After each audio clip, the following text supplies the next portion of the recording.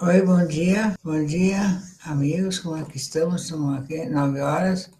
Acho que no inverno a gente acorda, dorme mais tarde, acorda mais tarde também. Eu dormo mais tarde e acordo. Como é que é? Dormi mais tarde e acordei mais tarde, é isso. Tá? E aí, como estamos? Estamos bem? Vamos conversar, quem está junto com a gente agora? Vamos estar ao vivo agora falando sobre simbolismo. Então, a definição de símbolo, né? Vou ler aqui para vocês. Então, símbolo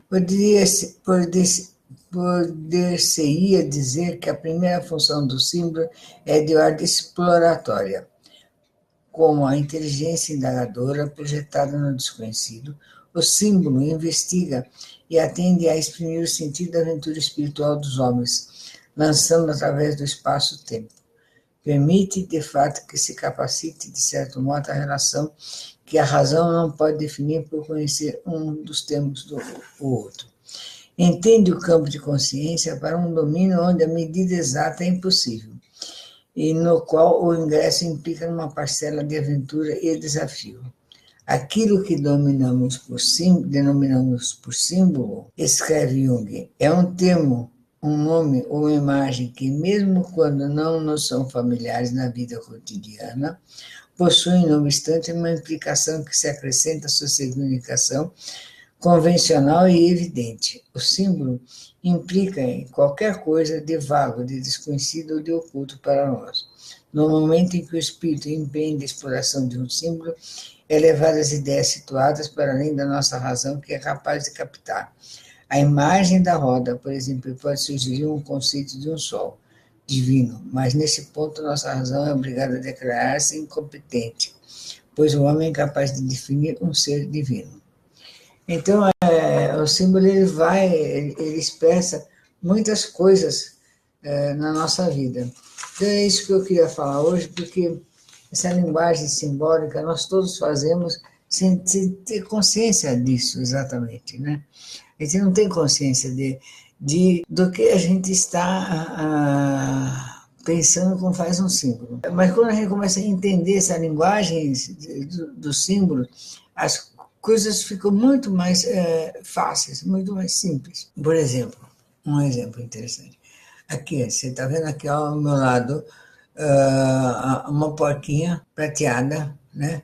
Um cofrinho de uma porquinha. Então, para mim, ela é assim como para a maioria da humanidade, ela é símbolo de prosperidade, de fartura. Ísis, a grande deusa mãe no Egito, ela também tinha a forma de porca branca, chamada porca branca. Então, é exemplo de fartura e de prosperidade. Então, o porco, ele é símbolo de ser gordo, forte, serve para tudo, só para que você pode comer tudo, ele é símbolo de prosperidade, de fartura. Não é interessante isso? Então, o pessoal olha um porco e fala assim, que sorte. Tem o símbolo também dos Budas, né? Diz você vê assim, Budas sentado, tem Buda gordo, tem Buda sorrindo, tem Buda sério, tem Buda de olho aberto, tem Buda de olho fechado, tem Buda magro. Então, os Budas gordos sentados significam prosperidade e fartura. Como vem sorrindo, fartura, prosperidade e alegria. E tem o Buda magro, que é o Buda da nova era, que é o Gautama, que é magro, bem magrinho e jovem. Então, já não é fartura, é o necessário. Né? Interessante essas coisas que você vai aliando uma coisa com outra. Então, quando começou o simbolismo das coisas, o significado das coisas, né, são em tempos que é proibido falar, ou então o conhecimento não pode ser passado de forma assim, muito vulgar, mas não dá para não falar. Então, é simbolizado.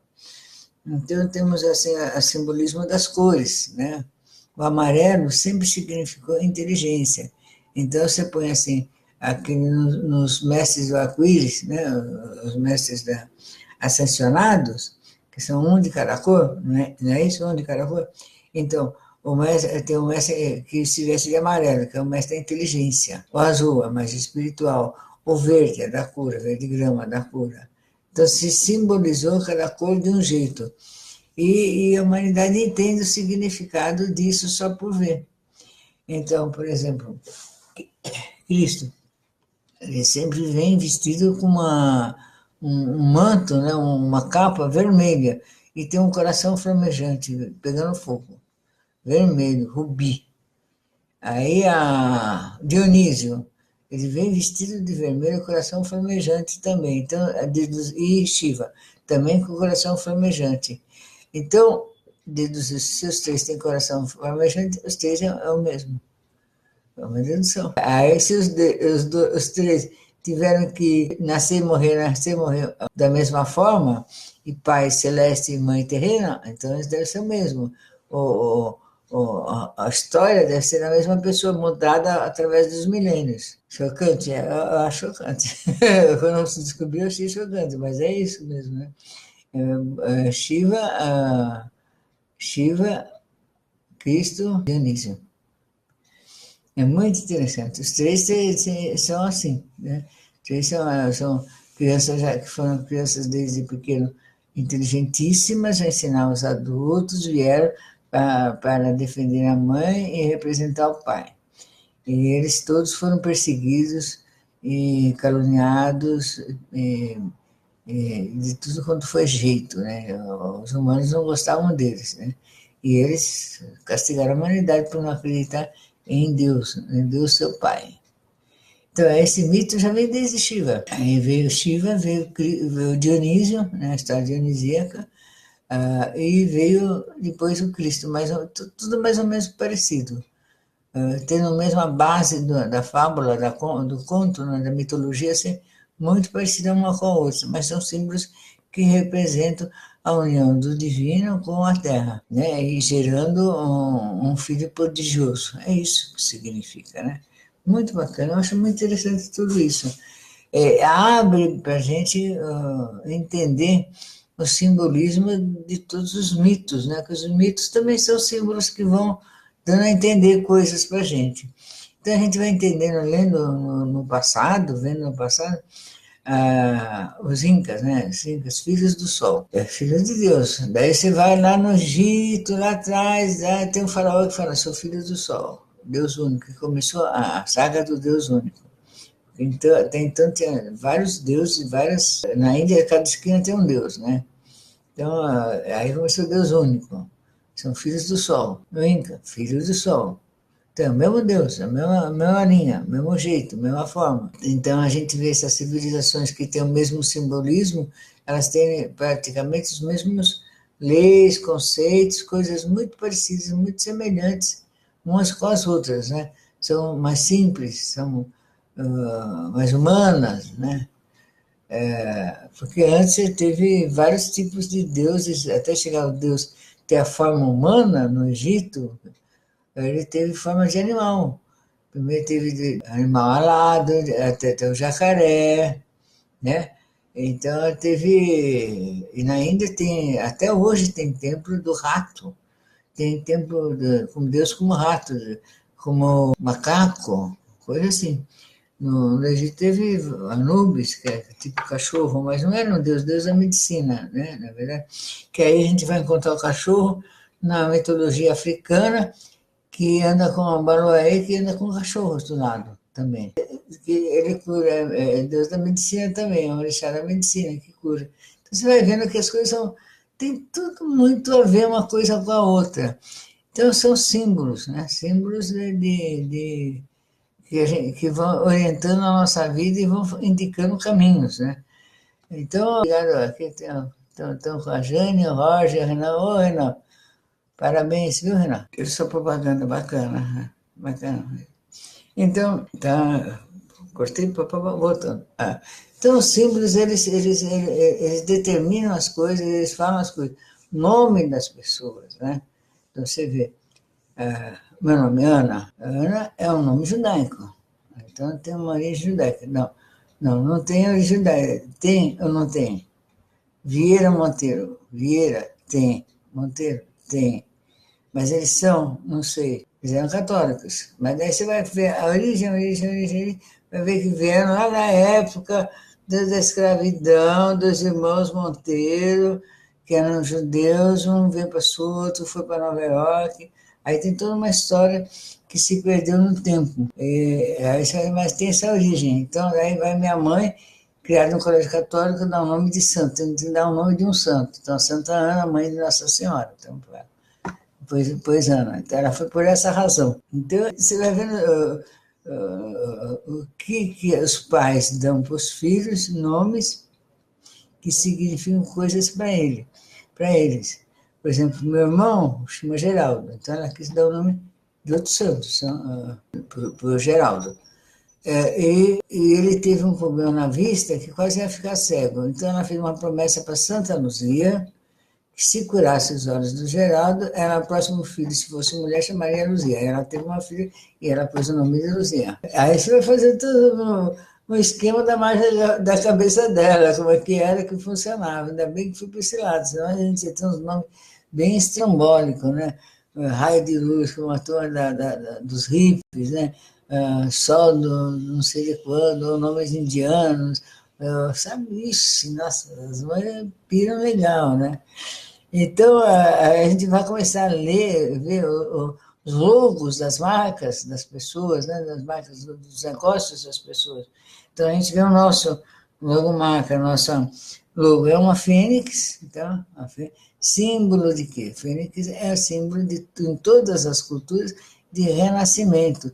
Ela nasce através de si mesma, ela se refaz. Ela vive muitos anos, e depois ela preserva-se a si mesma através de um ovo, desaparece e volta a renascer através do ovo que ela não botou nela. Então ela renasce, existe de renascimento. Então acreditar no renascimento, na reencarnação, na vida eterna. Então é a fênix, né? Então quem quer desaparecer não põe fênix nenhum símbolo que nem gosta disso aí, né? Então, é renascimento. Daí nós temos a fênix, né? E dentro da fênix nós temos um sol também, né? Você olha assim, a fênix e o sol. A fênix, o sol, antes, uns 5 anos atrás, mais ou menos isso, 5 anos, 4 anos, por aí, tinha a fênix aqui, assim, com a asa, assim, e o sol em cima. Aí depois eu peguei e pus a fênix e o sol dentro do campo da asa, aqui virado assim. O sol aqui, não fora, dentro, e fechou, assim, num círculo, num óvulo. Então ficou muito bonito. Daí a gente acertou, interiorizou aquele sol dentro do símbolo. Então é símbolo de renascimento e de vida eterna, juntos. Os dois significam praticamente a mesma coisa. Ele se põe dia e põe noite, e tem uma vida e é eterno, a mesma coisa. São dois símbolos que representam a mesma coisa, fortalecendo a mesma coisa.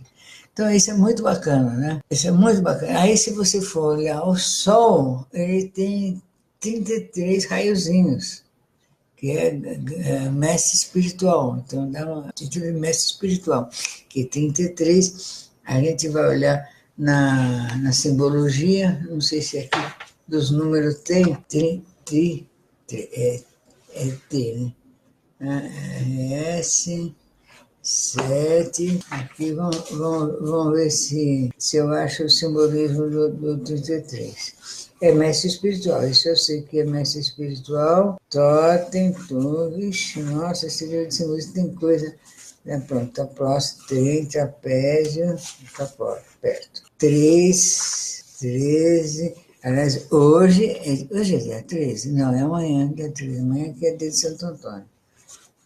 Tridente, trigo, triforme, trigama, 36, Trindade, não tem 33 aqui. Olha, não tem. Mas 33 é símbolo de mestre espiritual. Então, tem esse símbolo. Agora só tem o símbolo do Sol e da Fênix. Não, é legal. Mas assim, depois Sol, Lua e Estrela. Depois o símbolo dele, desse jeito. Então, cada um põe um símbolo que tem um significado e um objetivo. Então, nós estamos cantando a vida eterna, né? Ele está cantando a natureza também. É assim que vai indo. Então, são símbolos que a gente vai colocando e vai destrinchando ao longo da vida. E a vida é cheia de símbolos, quando passa a adivinhação, os símbolos indicativos de coisas positivas ou negativas, estão na nossa frente o tempo inteiro. O tempo inteiro estão na nossa frente. Quem sabe decifrar, sabe distinguir o que vai ser e o que não vai ser. Então, algumas coisas até viram superstições. Mas os indianos acham que se ele sair na rua, a primeira coisa que ele vê for uma vaca, vai ser um grande dia, um dia maravilhoso. Nós não podemos ter esse tipo de superstição, porque nós que moramos no sistema urbano, né? Porque eu aqui na Angélica, dificilmente vou ver uma vaca na rua.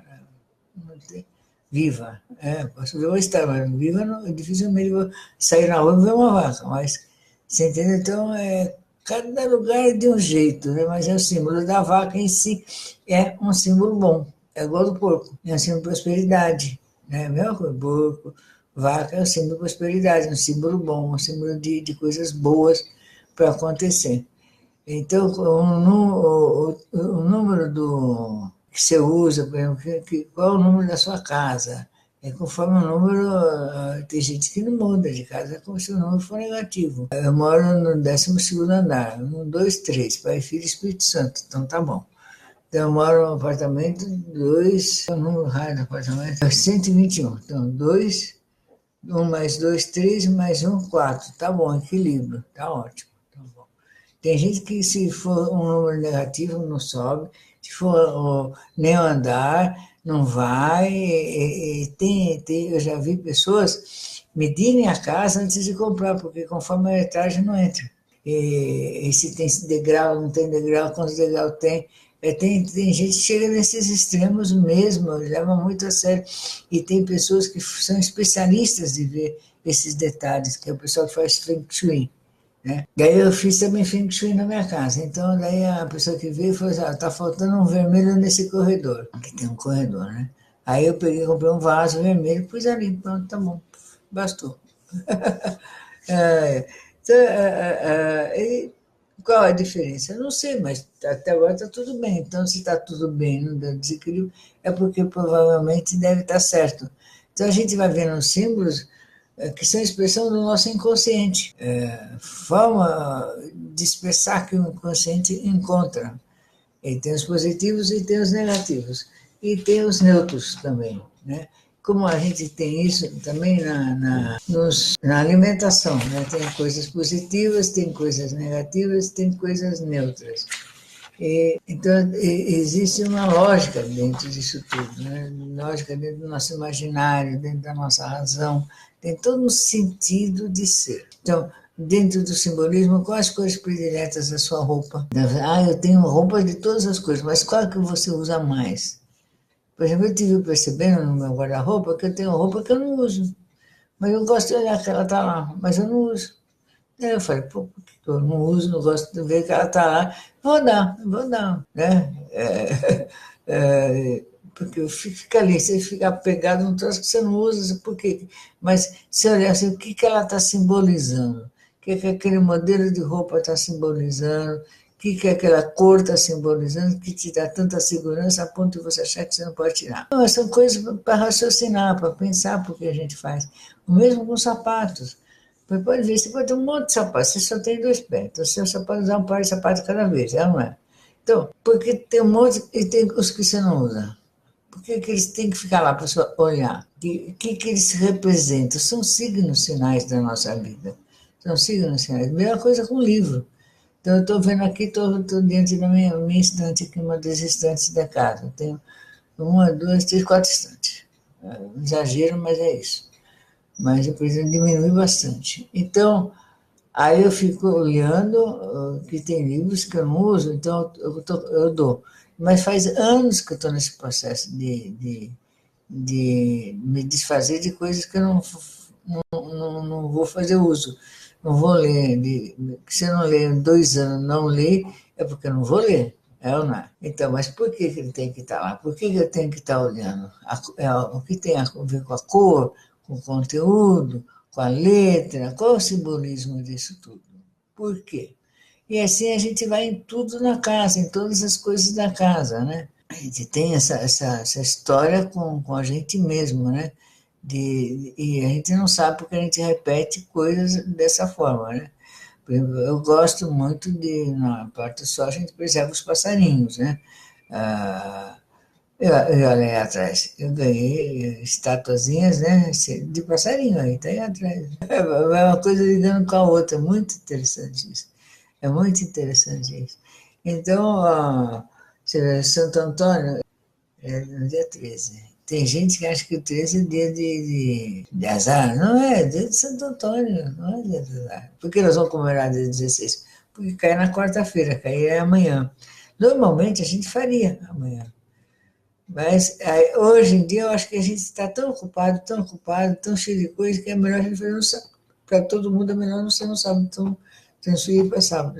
No caso, é honra a Santo Antônio e todos os santos unidos,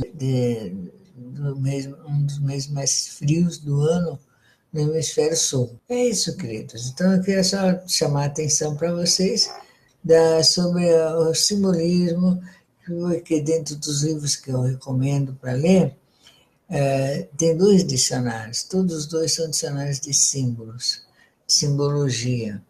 E os dois dicionários que eu recomendo são muito importantes. Um deles é esse aqui, o outro eu não peguei, mas eu posso pegar. Um deles é esse aqui. Esse aqui é o terceiro dicionário que eu tenho. Eu tenho um que caiu aos pedaços, de tanto eu consultar, tá com a Bárbara. Ela falou, posso ficar? Eu falei, pode, porque cheio de anotação.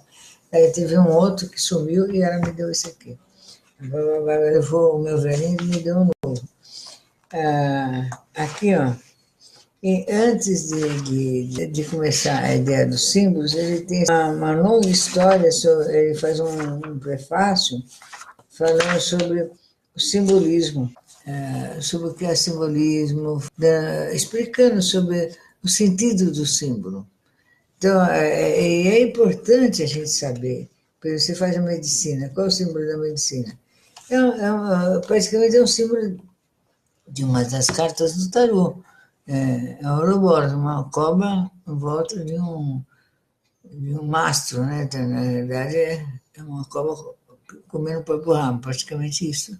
Símbolo da medicina, que era o símbolo da direito, é o símbolo grego da deusa da justiça, que também está na carta do tarô. Então a gente vai vendo esse símbolo e vai dando sentido da coisa. E ele começa aqui falando sobre a abelha. Então a gente já teve a abelha e depois elas voaram todas para fora. A gente tem a abelha marinha, que é a abelha que é sem ferrão, a abelha brasileira que a gente preserva, né? A gente, praticamente a marinha que está cheia de abelha, mas estão todas soltas. A gente vai ter mais caixinha de abelha para o futuro, espero que sim. E o sentido da abelha, além de ser numerosa, a história de muita coisa, é organizada, laboriosa, disciplinada e infatigável. A abelha não se diferencia da formiga como ela simboliza massa e substância. Ela é laboriosa, diz que o Alá, na Síria, é o príncipe das abelhas. Ele fala que é o príncipe das abelhas. E nós temos assim, até na alta costura, teve um tecido de coração da Rainha Vitória na Inglaterra, que era todo bordado com abelhinhas. Ela bordou o tecido de casamento dela com abelha. Não sei se foi de casamento, se foi de coração, mas sei que tinha abelha. Na história é isso. Então, a roupa dos reis, a coroa, tudo tem o seu simbolismo. E a gente também, quando a gente se arruma, a gente está dando um símbolo, né? Está passando uma mensagem.